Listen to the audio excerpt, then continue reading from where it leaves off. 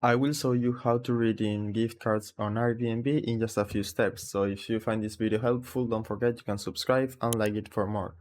So the process is very easy and it will work on the website or the phone application. You can do this from your PC or your phone. It's the same process. So all you need to do is log into your account or create one if you don't have any.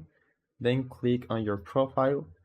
Then you will see gift cards, and right here you will see all the information to buy a gift card if you don't have any, and you can redeem one right here. So just click there, or you can also go to this URL airbnb.com/gift, and right here you will need to enter the PIN or the code of your gift card and click on redeem gift card. After you redeem your gift card, you can go to your account settings and then go to payments and payouts. And right here, you can scroll down and you will see Airbnb gift credit and you will see the current balance you have in your account. So that's it. I hope it was helpful and thanks for watching.